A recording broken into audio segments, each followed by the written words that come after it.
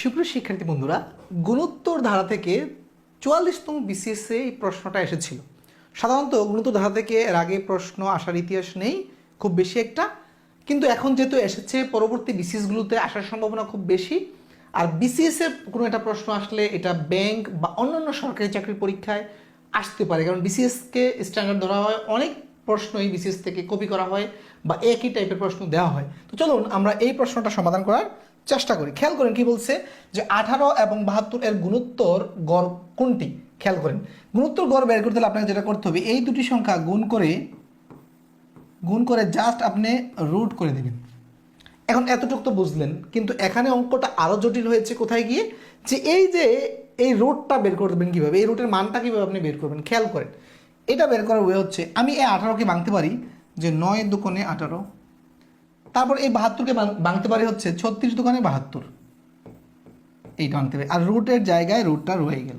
তারপরে খেয়াল করেন, আমি 9কে বর্গমূল করলে 3 হয় এতটুকু জানি, 36কে বর্গমূল করলে 6 হয় এতটুকু জানি, আর এই দুটি মিলিয়ে একটা সংখ্যা লিখতে পারি। খেয়াল করেন, এই দুটি 2 আর 2 গুণ করলে 4 আর 36।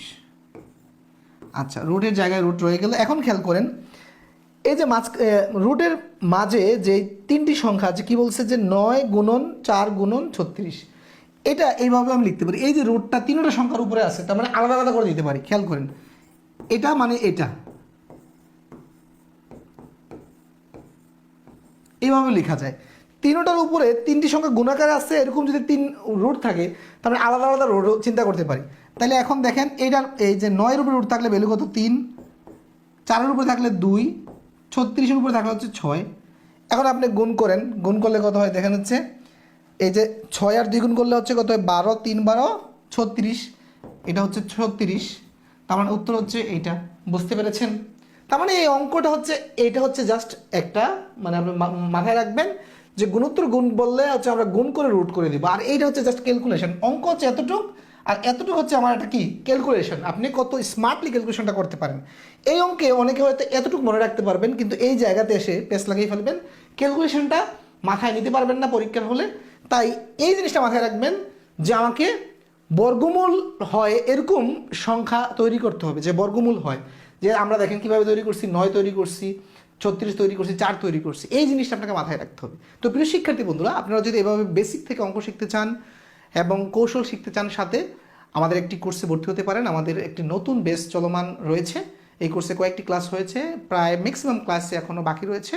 এই নতুন কোর্সে ভর্তি হতে চাইলে এখনই আপনি কমেন্ট করুন অথবা ইনবক্স করুন, আমরা সরাসরি আপনার সাথে যোগাযোগ করবো এবং কোর্সের বিস্তারিত জেনেই আপনি ভর্তি হবেন।